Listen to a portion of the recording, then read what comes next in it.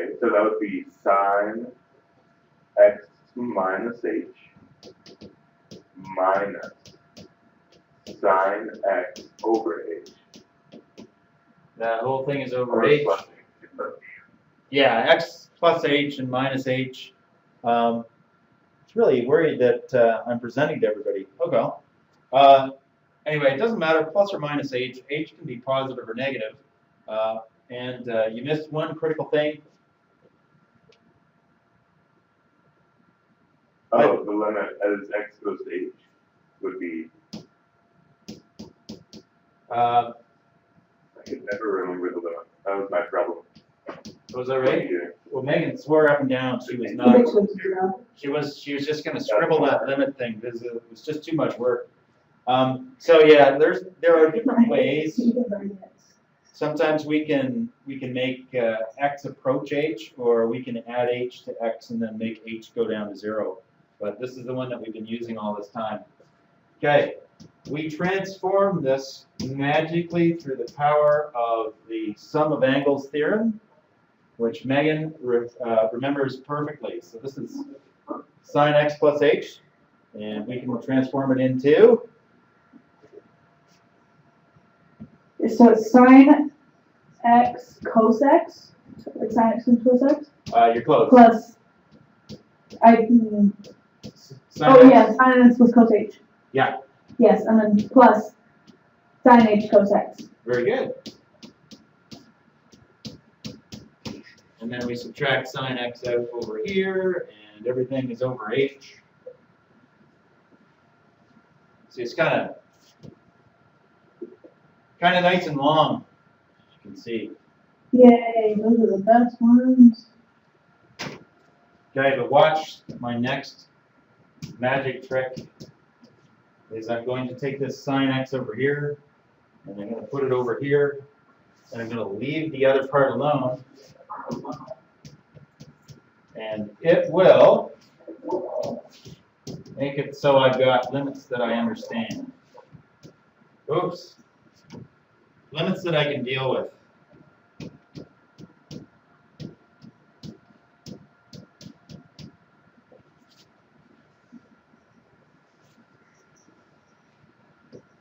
There we go.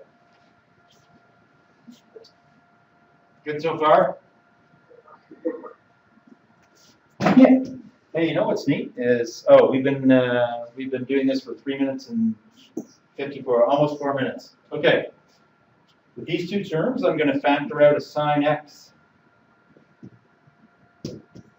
Why did you change the order around? It's actually just so I can factor out a sine x, and then if you've done the preamble, you're going to see a couple of limits in both of these that I can actually put a value on. So you'll see it here in a second.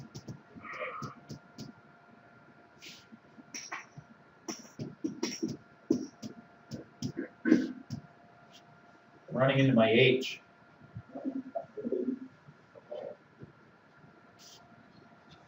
I'm going to break it up into two fractions.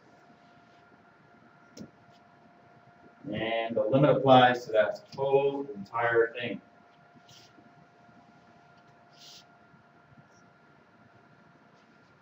So, Megan, do you recognize this part right here? Yes. And do you remember what the value of that limit is? Cosine of h minus 1 divided by h? That's 0, isn't it? It's sine 2h. Is it sine? my bad. What was the preamble? It was 0. So I think there's a double angle formula that would be like cos squared h minus sine. Oh yeah, that's right. And then if this was a square, maybe it would be. That's not bad. Anyway, this is 0. This is 0 when we apply the limit, and sine h divided by h is 1. 1. Watch, I don't remember. Yeah. Yeah, it was 1. Yeah, it is. Yeah. Pretty good. That's equal to 1. And so I can actually dump my limits in right now, and I get, so this is equal to sine of x times 0 plus 1 times cosine of x.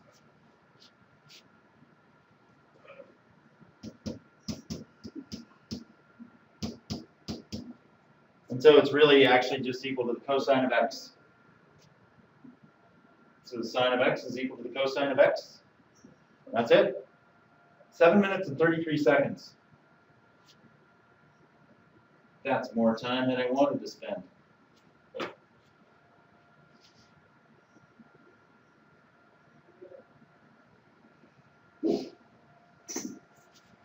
And I won't do it here because actually it's quite trivial. Because sine x is just a transformation of cos x, and cos x could be a transformation of sine x. So it's actually quite trivial to find out what the derivative of cos x is. You already know the derivative of sine x. What's the derivative of cosine x? Coming to us from Lithuania. Negative sine x. It's negative Or, sine no, x. negative sine 8. Sine 8. Nope, it's negative sine x. There.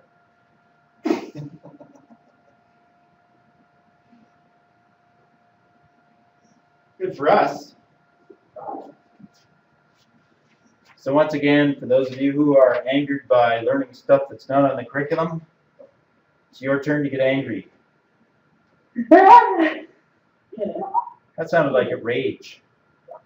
was rage. Okay, deep, deep rage. Okay, let's jump in. I've got the exercises. Let's do a couple hard ones.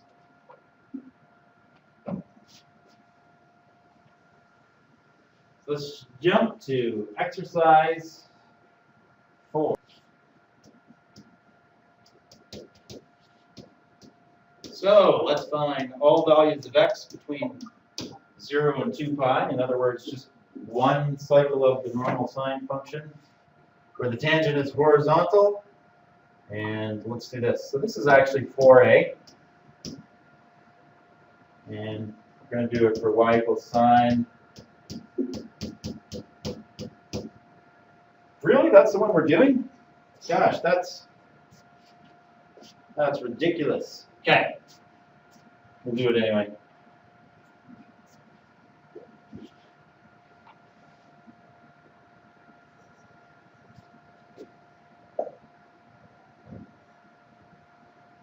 So that would be y prime equals cosine. Cosine x plus pi.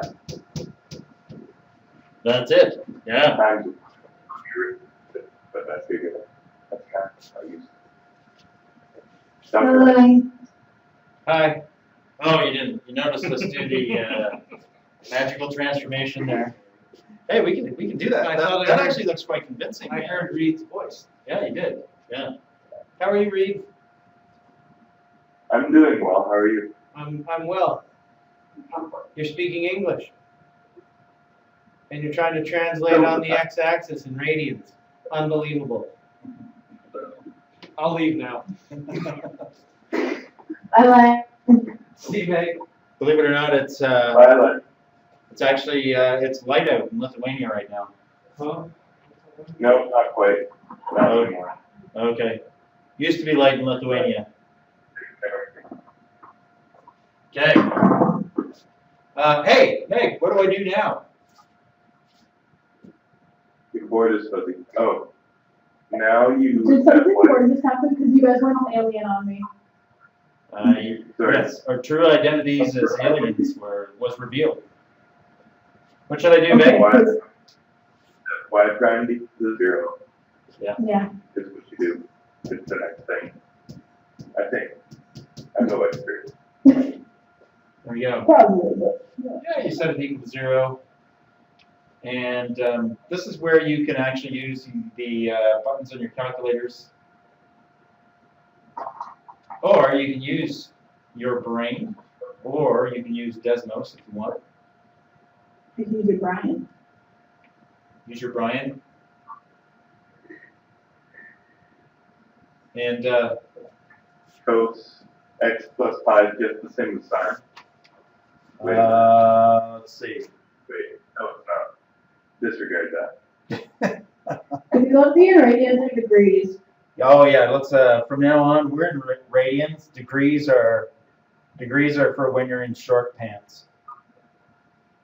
X plus pi degree would be kind of a mean thing to do, wouldn't it? Yeah. Yes, it is. Yeah, that would be ugly. Hey, what should I do to find out this using my calculator, Meg? Oh, I'm looking up here. If you were saying do the inverse cosine of 0, you would be right. we can do that.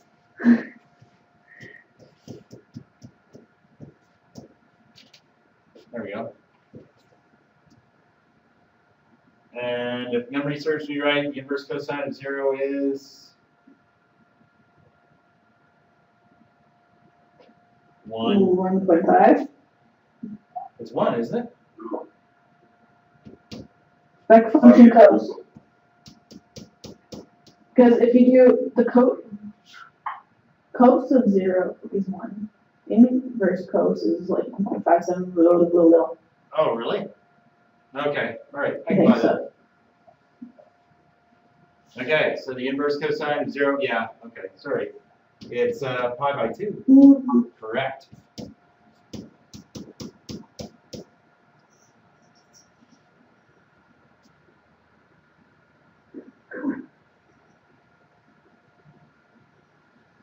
And so we have a value of negative pi by 2, but what's wrong with that? There are more values. There are more values, right, because cosine is a periodic function, and we can't actually put that in as an answer because it's just wrong. We're supposed to go from 0 to 2 pi here. So, hey, let's illustrate this with a graph, kids. So you have to add pi and 2 pi to that to make it work. Yeah, So that would be pi over and 3 pi over 2. I think so. So let's do this. Where the tangent is horizontal. Oh, so we just want cos of x plus pi. And I'll just take this completely out of the road. Okay. Cosine of, oh, no, we don't want the cosine of x plus pi. We want the sine of x plus pi. I was wondering why we were so wrong. There. Now I feel better. And so you can see two places where the tangent would be 0, or pi by 2, and 3 by pi by 2.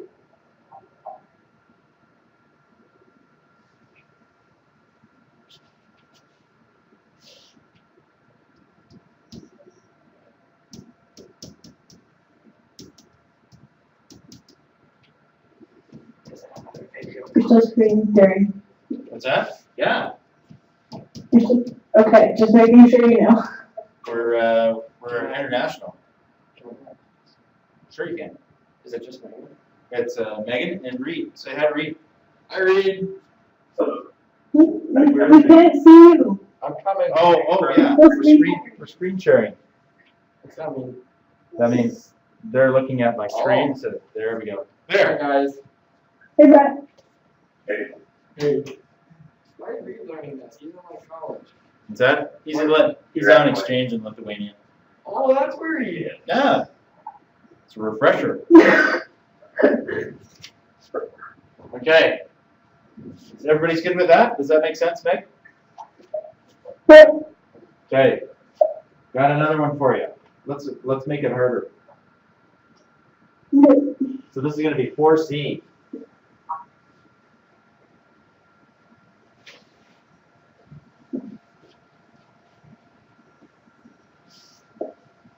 This is 4B. that's for A. So that was 4A. So this is, oh, well, 4B is not that bad. I mean, not that bad in terms of at least being a little challenging.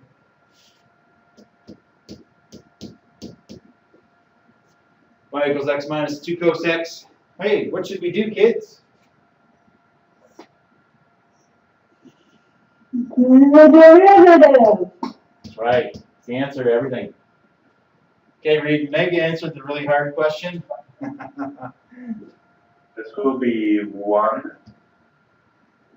minus, can you move your head, please? Oh, geez. 1 minus negative, 1 minus 2. Go back. It's still mindset. No, it's plus. Right. 1 plus 2 sin x times 1. Yeah. And is it okay if I don't write the times 1 part? Okay. Hey, Meg, what do I do next? You're ignoring me. What'd you say? I said, what do I do next? Oh, I did not hear that. You said it equals 0. Yeah. And we just keep on solving for x, and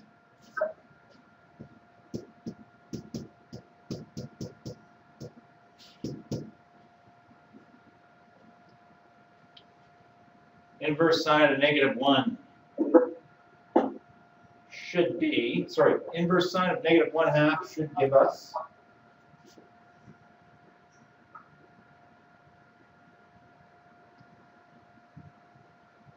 I think I know the answer. Negative 0.3598775. What was that? Negative 0.52. That's pi by 6, I don't know right? what that is. Yeah. Negative pi by 6.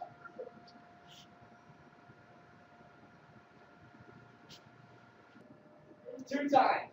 And so we want to find out when sine x is equal to negative 1/2. And so we can actually just plot these and see where they intersect. So here is the curve y equals sine x, and here is the here's the line y equals negative 1/2. So we can definitely see we've got an intersection there when the angle is negative pi by 6. But that one is outside the domain of interest, and so we have to push our way down here. There's a second one that's going to be 7 pi by 6, just remembering our original unit circle. And then there's another one at 11 pi over 6. Find the equation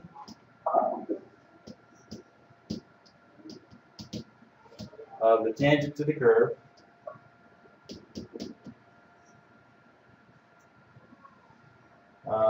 y equals e dx times cosine of x when x is equal to 0.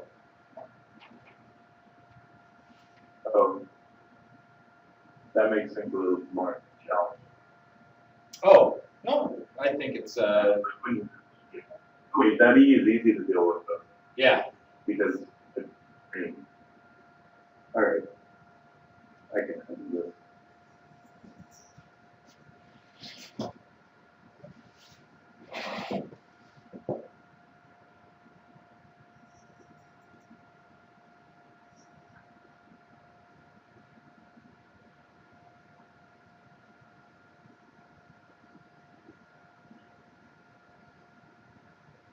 What does the E do? It just is EX, right? Yeah, it's e to the exponent x. Do you remember what the derivative of e to the exponent x is? E to the exponent X. Yes. Yeah, that's what I said. Okay.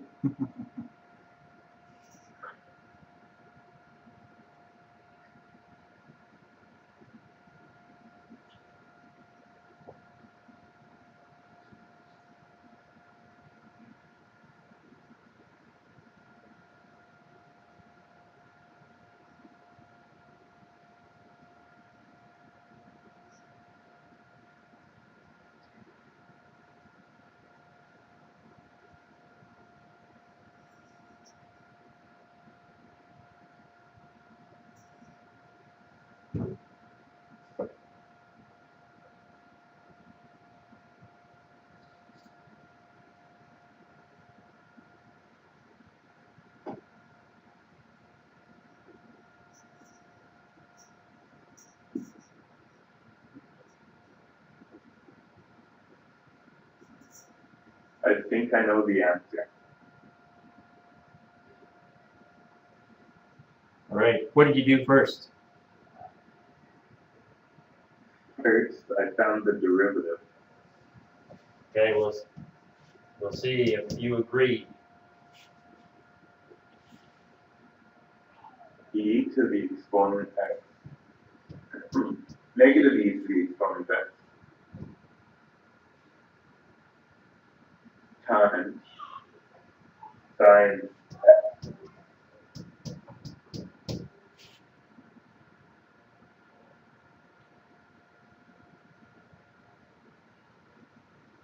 And? Oh, times 1. Oh, nope. There's more. Meg, what comes next? Isn't it just e to the exponent, like just e to the exponent, not negative e? Oh, Do the Oh, no, yeah, it would be, never mind. yep. I should backwards. have to do the natural log of something now because of that e to the exponent x thing, or No. It's, then it's e to the x times cos x. So plus e to the x times cos x. Yep. So, why? New product rule. it's product rule. Oh, I forgot about that. Yeah. Might could be wrong then.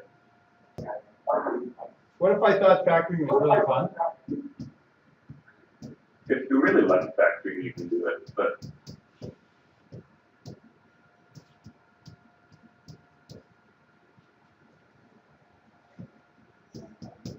one times 0 plus 1 times 1.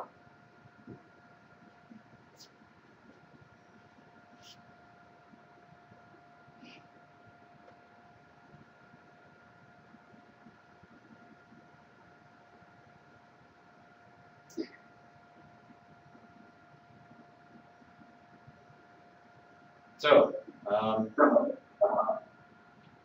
did I get that right? I just suddenly lacked confidence. Pretty sure that's right. Yep. So 1 times 0 plus 1 times 1, y prime equals 1. That's what Reed already said. So there's our slope.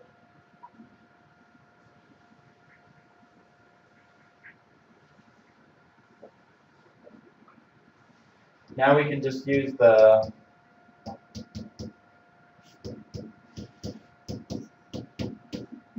point slope form.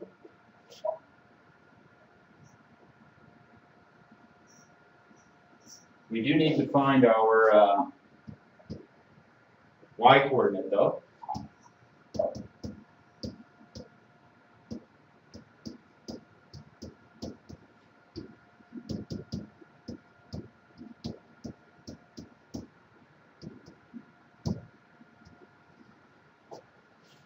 So our y coordinate is 1, as long as I haven't made a mistake. I get 1 too. Meg, what do you get? 1. All right.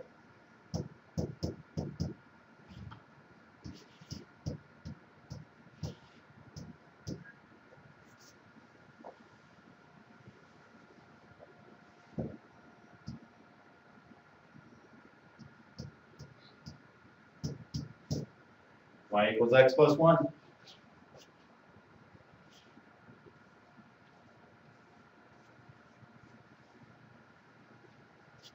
Ah, it's easy. Yep.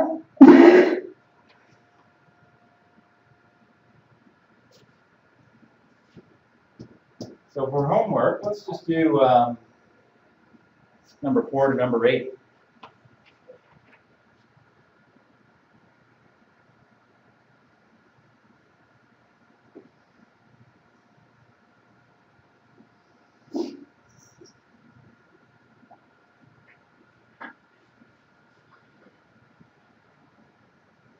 Sound okay? Okay, perfect. Any questions? How was the homework from yesterday? It was good? Oh yeah, it was just easy, right? It was like 1 and 2. Yeah. Yeah. So we only have one more. We're just going to do the secant, tangent, and cosecant tomorrow. And then that's going to be it for calculus.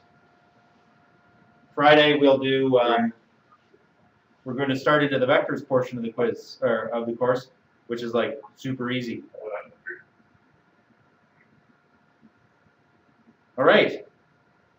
Wait, See you tomorrow. Bye. bye. Bye.